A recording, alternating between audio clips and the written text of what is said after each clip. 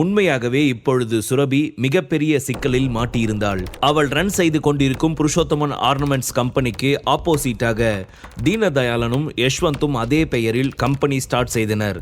அதே சமயம் சுரபியின் தாத்தா ராதாகிருஷ்ணன் எழுதி வைத்த உயில் சாசனமும் அவர்களுக்கே சாதகமாக இருந்தது. அவள் தாத்தா எழுதி வைத்த சாசனத்தில் ஒரு தொழில் நடத்தினால் அதில் அவர்களுக்கு முழு குடும்பத்தின் ஆதரவு இருந்தால் மட்டுமே அந்த தொழில் வெற்றி பெறும் என்ற ஒரு வார்த்தை அதில் முக்கியமாக இடம்பெற்று இருந்ததுதான் இப்பொழுது சுரபிக்கு மிகவும் பிரச்சனையாக இருந்தது. காரணம், அந்த உயில் சாசனத்திற்கு ஏற்றாற் போல புருஷோத்தமன் ஃபேமிலி மொத்தமும் தீனதயாளன் யஷ்வந்திற்கு சாதகமாகவே இருந்தன. அதே சமயம் இங்கே தீனதயாளன் மற்றும் யஷ்வந்த் இருவரும் அவர்களது புருஷோத்தமன் கம்பெனியில் இருக்கும் 16வது ஃப்ளோரில் உள்ள சேர்மேன் ரூமிற்குள் நுழைய, அங்கே சேர்மேன் சீட்டில் ஒரு நபர் அமர்ந்தவாறு காஃபி குடித்து கொண்டே இருந்தார். சிரித்த முகத்துடன் மிகவும் பணிவாக அவர் முன் வந்து அமர்ந்த தீனதயாளனுக்கும் யஷ்வந்துக்கும் அந்த நபர் கடவுளாக தெரிகிறார். திடீரென்று ஒரு நாள் தீனதயாளன் யஷ்வந்த் இருவரது நெற்றியிலும் துப்பாக்கியை வைத்து மிரட்டிய மர்ம நபர்கள் அவர்களை அழைத்து கொண்டு எங்கோ சென்றனர். யார் இவங்க? எதுக்காக இவங்க எங்களை இப்படி துப்பாக்கி முனையில மிரட்டி கூப்பிட்டு போயிட்டு இருக்காங்க? நம்மளை கொல்ல நினைக்கிற அளவுக்கு நம்ம யாருக்கு என்ன பண்ணோம்? ஒண்ணுமே புரியலையே என்று அவர்கள் பயத்தில் குழம்பிக் கொண்டிருக்க, அவர்களது பயம் அனைத்துமே சிறிது நேரத்தில் காணாமல் போய் அவர்கள் வாழ்நாளில் இதுவரை அடைந்திடாத சந்தோஷத்தை அடையும் அளவிற்கு ஒரு நிகழ்வு அன்று நடந்தது. அந்த ஒரு நிகழ்ச்சியால் தான் அவர்கள் இன்று சுரபிக்கு எதிராக இத்தனை பெரிய கம்பெனியை தொடங்கியிருக்கிறார்கள். இப்படி ஒரு அதிர்ஷ்டமான விஷயத்தை அவர்கள் துளியும் எதிர்பார்த்திருக்கவே இல்லை. மிகப்பெரிய குடும்பத்தின் வாரிசுடன் பிசினஸ் செய்ய போவதற்காக ஒப்பந்தத்தில் கையெழுத்திட்டுள்ளனர். இதனால் அவர்கள் தாங்கள் வாழ்நாள் முழுவதும் பார்க்க போகும் வருமானம் மிகப்பெரிய அளவில் இருக்கும் என்பதை நினைத்து மிகவும் சந்தோஷமாக இருந்தனர் தீனதயாளனும் யஷ்வந்தும். அந்த சந்தோஷத்தினால்தான் இப்பொழுது தங்களுக்கு எதிரே அமர்ந்திருக்கும் வீரேந்திர பூபதி முன்பு மிகவும் பணிவாக அமர்ந்திருந்தனர். விக்ரம் வந்தாச்சா என்று மிகவும் அதிகார தோரணையோடு அவர்களிடம் கேட்டான் வீரேந்திர பூபதி. வீரா சார், நாங்கள் விக்ரமை வர வைக்கிறதுக்காக தான் அவங்க ஃபேமிலி மொத்தத்தையும் இன்வைட் பண்ணியிருந்தோம். பட் அவனோட ஒய்ஃபும் அவங்க மாமியார் மட்டும்தான் வந்திருக்காங்க. அண்ட் அவன் வராததுக்கு இன்னொரு காரணமும் இருக்குது. என்னன்னா, விக்ரமா அவங்க யாருக்குமே பிடிக்காது. அவங்களே அவனை எப்படி ஒழிச்சு கட்டுறது அப்படின்ற ஒரு தாட்டில் தான் இருக்காங்க என்று தயங்கி அவனிடம் பதில் சொன்னான் தீனதயாளன். உடனே வீரேந்திரன் தீனதயாளனை கோபமாக ஒரு பார்வை பார்க்க, யஷ்வந்தோ இதெல்லாம் ஒரு பிரச்சனையே இல்லை என்பது போல், வீரா சார், இதெல்லாம் ஒரு பிரச்சனைன்னு நீங்க டென்ஷன் ஆகிக்க வேண்டாம். இந்த விக்ரம கண்டுபிடிக்கிறது ஒன்றும் அவ்வளவு கஷ்டமான விஷயம்லாம் இல்லை, ரொம்ப சிம்பிள் தான். ஸோ கூடிய சீக்கிரத்தில் அவன் உங்ககிட்ட வர மாதிரி நான் ஏற்பாடு பண்ணுறேன் என்று சொன்னான். ஓகே யஷ்வந்த், அவன் எங்கே இருக்கான் அப்படின்னு தெரிஞ்சிட்டு மட்டும் என்கிட்ட சொல்லுங்க. மற்றபடி நீங்கள் யாரும் அவங்கிட்ட க்ளோஸாக போக வேணாம். நானே அவனை டீல் பண்ணிக்கிறேன் என்று வீரேந்திர பூபதி மிகவும் தீவிரமாக சொன்னான். வீரேந்திர பூபதி பாம்பேயில் இருக்கும் ராஜாராம் பூபதியின் 3வது மகன். வீரேந்திரன் என்று சொன்னால் இவனை பற்றி பாம்பேயில் இருக்கும் யாருக்கும் அவ்வளவாக தெரியாது. இவன் பின்னால் இருக்கும் பூபதி என்ற பெயர்தான் இவனுடைய இந்த உயர்ந்த நிலைக்கு காரணம். இப்பொழுது அவன் எதற்காக விக்ரமை தேடி சென்னைக்கு வந்திருக்கிறான் என்ற விஷயம் தீனதயாளனுக்கும் யஷ்வந்துக்கும் தெளிவாக புரியவே இல்லை. வீரேந்திரனும் அவர்களிடம் எதற்காக தான் இங்கு வந்துள்ளேன் என்பது பற்றியும் சொல்லவே இல்லை. விக்ரமை தேடி நான் பாம்பேயிலிருந்து சென்னைக்கு வந்திருக்கிற விஷயம் வெளியே இருக்கிற ஒரு எறும்புக்கு கூட தெரியக்கூடாது. மீறி ஏதாவது ஒரு விஷயம் வெளியே லீக் ஆச்சு, அதுக்கப்புறம் என்னோட மோசமான முகத்தை நீங்க பார்க்க வேண்டியிருக்கும் என்று அவர்களை மிக கடுமையாக வான் செய்திருந்தான் வீரேந்திரன். விக்ரமை தேடி வந்த விஷயத்தை இந்த அளவிற்கு சீக்கிரட்டாக அவன் வைத்திருக்க சொன்னதுதான் தீனதயாளன் யஷ்வந்த் இருவருக்கும் மேலும் மேலும் குழப்பத்தை ஏற்படுத்தியது. அவர்களுக்கு இந்த கேள்விக்கு விடை தெரிந்து கொண்டே ஆக வேண்டும் என்ற ஒரு எண்ணம் மட்டும் மனதை உறுத்தி கொண்டே இருக்க, தீனதயாளன் சிறிது தயங்கியவாறு வீரேந்திரனிடம், வீரா சார், நீங்க தப்பா நினைக்கலனா எதுக்காக நீங்க விக்ரம தேடி இவ்வளோ தூரம் வந்திருக்கீங்கன்னு நாங்க தெரிஞ்சுக்கலாமா என்று கேட்க, யஷ்வந்த் அவனிடம், அண்ணா, உங்களுக்கு இந்த விஷயம் தெரியாதா? இவங்க ஃபேமிலி பொண்ணு லிசா இருக்காங்க இல்லையா, அவங்க கூட போன டைம் இந்த விக்ரம் டேட்டிங் பண்ணிக்கிட்டு இருந்ததா ஒரு சில ரூமர் வந்துச்சு. மேபி அதனால கூட அவனை தேடி இங்கே வந்திருக்கலாம். நான் சொல்றது கரெக்டா வீரா சார் என்று கேட்டான் யஷ்வந்த். பரவாயில்லையே, நீ கூட இந்த விஷயத்தை பற்றி எல்லாம் தெரிஞ்சு வச்சிருக்க என்று முகத்தில் சிறிது புன்முறுவலுடன் யஷ்வந்தை பார்த்து சொன்னான் வீரேந்திரா.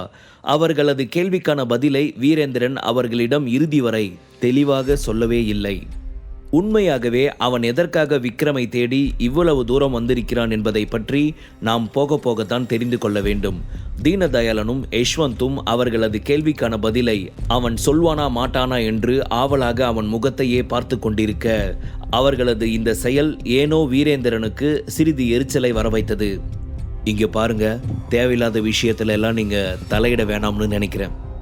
நான் என்ன சொல்கிறேனோ அதை மட்டும் நீங்கள் பண்ணுனா போதும். இப்போ நீங்கள் இங்கிருந்து கிளம்புங்க என்று மிரட்டலாக சொல்ல, இதற்கு மேலும் அவனிடம் பேசி அவன் கோபத்திற்கு ஆளாகி தங்களுக்கு கிடைத்திருக்கும் ஒரு வரமான வாழ்க்கையை கெடுத்துவிட வேண்டாம் என்பதை மைய கருத்தாக மனதில் வைத்து யோசித்தவர்கள் அவனிடம் மிகவும் பணிவான குரலில், ஓகே மிஸ்டர் வீரா சார், உங்களுக்கு ஏதாவது தேவைன்னா சொல்லுங்கள், நாங்கள் அதை உடனே உங்களுக்கு ஏற்பாடு பண்ணித்தரோம் என்று சொன்னவர்கள் அங்கிருந்து கிளம்பினர்.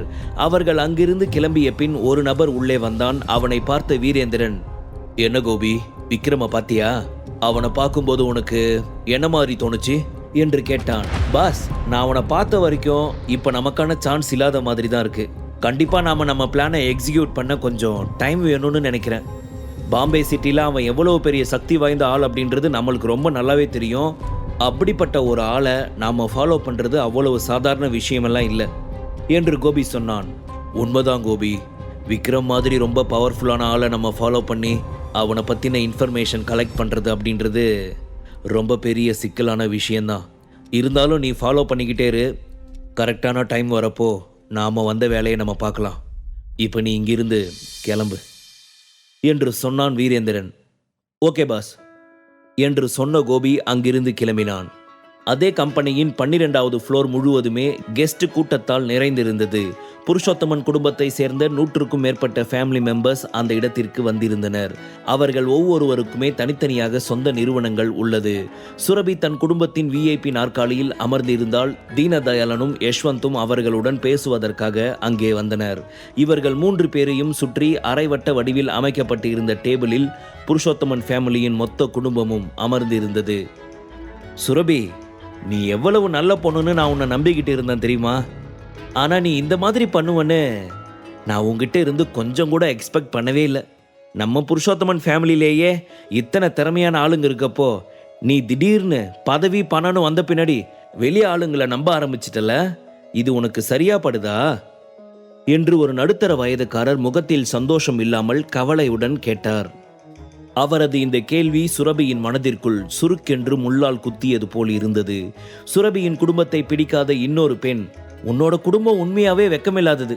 வெளி ஆளுங்க கிட்ட பணத்தை வாங்கிக்கிட்டு அந்த பணத்து மூலமா சம்பாதிக்க நினைக்கிறாங்க. ஆனா நம்ம புருஷோத்தமன் ஃபேமிலியில இருக்கிற யாரையும் நீங்க நம்ப மாட்டீங்க. ஏன், அந்த கம்பெனியை எடுத்து ரன் பண்ற திறமை புருஷோத்தமன் கம்பெனியில் இருக்கிற வேற யாருக்கும் கிடையாதா என்ன என்று தன் குமட்டை அங்கும் இங்கும் சுழித்தவாறு கேட்டாள் அந்த பெண். நீங்க சொல்றதும் சரிதான்க்கா. இவங்களுக்கெல்லாம் பணத்தை பார்த்ததும் மனசுக்குள்ள குடும்பத்து மேல இருக்கிற பாசம் போயிருச்சுன்னு நினைக்கிறேன். நம்ம தீனதயாளனும் யஷ்வந்தும் அந்த கம்பெனியை எடுத்து நல்லபடியா ரன் பண்ண மாட்டாங்கன்னு என்ன இருக்குது? நம்ம நினைக்கிற மாதிரி இந்த சுரபியும் அதை பத்தி நினைச்சிருந்தா நல்லா இருந்திருக்கும்ல. ஆனா அவ அந்த மாதிரி நினைக்கலையே. அவங்க 2 பேரும் நல்ல புத்தி சொல்லி அவள் இந்த கம்பெனியை சக்சஸ்ஃபுல்லா கொண்டு போறதுக்கு அவங்க வழிகாட்டி இருக்க மாட்டாங்களா? எதுக்காக அவங்கள நம்பாம இவ வெளியில இருக்கிற வேற ஆளுங்களை நம்பினா என்று இன்னொரு பெண் கேட்க, இன்னொருவரோ, இது மட்டுமா? நீங்க சொல்றதை விட இன்னும் ரொம்ப மோசமான விஷயம் என்ன தெரியுமா? இந்த சுரபி பணத்திமிரில் பெரியவங்கன்னு கூட பார்க்காம இவங்க 2 பேரையும் எந்த அளவுக்கு கீழ்த்தனமா நடத்தியிருக்கா தெரியுமா? காசு வந்துட்டா கண்ணு தெரியாதுன்னு நிறைய பேர் சொல்லுவாங்க. அது நிஜமா தான் இருக்குது. ஏமா சுரபி, இவங்க உன்னை விட வயசுல எத்தனை பெரியவங்க. ஆனா நீ அதை பத்தி கொஞ்சம் கூட யோசிச்சு பார்க்காம இவங்க 2 பேரையும் எந்த அளவுக்கு கீழ்த்தனமா நடத்தியிருக்க. இதுதான் ஒரு நல்ல குடும்பத்து பொண்ணுக்கு அழகா? உன்னை புருஷோத்தமன் ஃபேமிலி வீட்டு பொண்ணுன்னு சொல்றதுக்கே எனக்கு சுத்தமா விருப்பமே இல்லைம்மா என்று மிகவும் சலிப்பாக பேசினார் ஒரு நபர். சுரபி இவர்களது கேள்விக்கு பதில் சொல்ல முடியாமல் திக்குமுக்காடி கொண்டிருந்தாள்.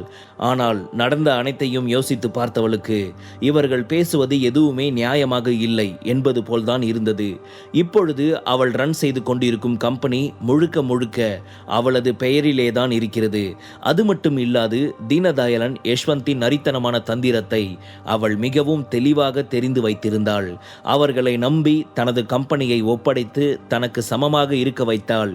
நிச்சயமாக தன்னை கீழே தள்ளிவிட்டு கம்பெனியையும் அவர்கள் கைவசப்படுத்தி விடுவார்கள் என்ற ஒரு எண்ணத்திலும் அவர்கள் முன்பு அவளுக்கு செய்த தவறுக்கு தக்க தண்டனை கொடுக்க வேண்டும் என்ற ஒரு எண்ணத்திலும் தான் சுரபி அவர்களை தங்களுக்கு அடுத்த நிலைமையில் வைத்திருந்தாள். என்ன சுரபி, எல்லாரும் பேசிக்கிட்டு இருக்காங்க, ஆனா நீ எந்த பதிலும் சொல்லாம அமைதியா இருக்க என்று தீனதயாளன் கேட்க, என்ன பேச சொல்றீங்க? என்ன நான் என்ன பேசணும்னு நீங்க எதிர்பார்க்குறீங்க என்று சிறிது காட்டமாக கேட்டாள் சுரபி. பரவாயில்லையே சுரபி, ஆரம்பத்தில் ரொம்ப அமைதியா இருந்த பொண்ணு இப்போ வெளி ஆளுங்களோட நிறைய ஃப்ரெண்ட்ஷிப் கிடைச்சி கம்பெனி ஆனதுக்கு அப்புறம் உன்னோட பேச்சுவார்த்தையிலையும் நடத்தையிலையும் ரொம்ப பெரிய வித்தியாசம் தெரியுது. ஆளே ரொம்ப திமிர் பிடிச்சத்தனமா மாறிட்ட. முதல்ல நீ என்கிட்ட எந்த அளவுக்கு மரியாதையா நடந்துப்ப தெரியுமா? ஆனா இப்போ உன்கிட்ட அந்த மரியாதை கொஞ்சம் கூட இல்லையே. என்ன பேசணும் என்ன வேணும்னு ரொம்ப திமிரா பேசிக்கிட்டு இருக்க. ஏன் ஏன் எதுக்காக இந்த கூட்டம் கூடியிருக்கு அப்படின்னு உனக்கு தெரியவே தெரியாதா? இந்த குடும்ப தலைவர், அதாவது உன்னோட தாத்தா எழுதி வச்ச உயில் சாசனம் உனக்கு ஞாபகம் இருக்குதா இல்லையா? புருஷோத்தமன் ஃபேமிலியில தொடங்குற கம்பெனிக்கு முழுக்க முழுக்க ஆதரவு இருந்துச்சுன்னா மட்டும்தான் அதை நல்லபடியா ரன் பண்றதுக்கு அவங்களுக்கு முழு உரிமை இருக்குது.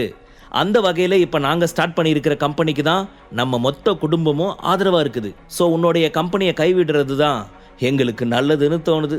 இதை பத்தி நீ என்ன சொல்ற என்று அவர்கள் கேட்க அவளிடம் இருந்து எந்த பதிலும் வரவே இல்லை.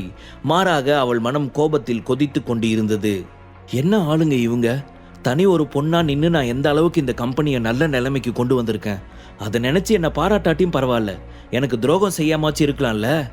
ஏற்கனவே நான் தொடங்கி இருக்க கம்பெனியோட அதே நேம்ல இவங்க எதுக்காக புதுசா இன்னொரு கம்பெனியை தொடங்கி என்னை கீழே தள்ளணும்னு பாக்குறாங்க என்று அவள் மனதிற்குள் குமரி கொண்டிருக்க, என்ன சுரபி, நாங்க பேசிக்கிட்டு இருக்கோம், அமைதியா இருக்க.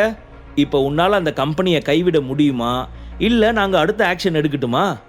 நீ நம்ம குடும்பத்தை பொண்ணு அப்படின்றதுனால தான் உன்னை இவ்வளவு தூரம் கூட்டு வச்சு பேசிக்கிட்டு இருக்கோம். இல்லைனா இந்நேரம் கோர்ட்ல கேஸ் போட்டு எங்களுக்கு போலீஸ் கம்ப்ளைண்ட் பண்ணி உன்னை உள்ள தள்ள முடியாதா என்ன என்று திமிராக கேட்டான் யஷ்வந்த். நீங்க எல்லாரும் பேசுறது உங்களுக்கே நியாயமா படுதா? அந்த நேம்ல ஆல்ரெடி நான் ஒரு சக்சஸ்ஃபுல் கம்பெனி ரன் பண்ணிக்கிட்டு இருக்கேன். அப்படி இருக்கப்போ நீங்க எதுக்காக புதுசா அதே நேம்ல கம்பெனி ஸ்டார்ட் பண்றீங்க? ஏன் நீங்க வேற ஒரு நேம்ல ஸ்டார்ட் பண்ணியிருக்கலாம்ல? அப்படின்னா நான் வளர்றது உங்களுக்கு பிடிக்கல தானே? என்னை பார்த்து உங்களுக்கு பொறாம தானே? அதனால தான் இந்த மாதிரி என்னை போட்டு கீழே தள்ளணும்னு பார்க்குறீங்க. வயசுல பெரியவங்களா இருந்தாலும் உங்க புத்தியெல்லாம் எதுக்கு இந்த அளவுக்கு மட்டமா இருக்குதுன்னே தெரியல என்று கோபமாக கத்தினாள் சுரபி. முழு கதையையும் கேட்டு மகிழ பாக்கெட் FM ஆப்பை டவுன்லோட் செய்யுங்கள். லிங்க் டிஸ்கிரிப்ஷனில் கொடுக்கப்பட்டுள்ளது.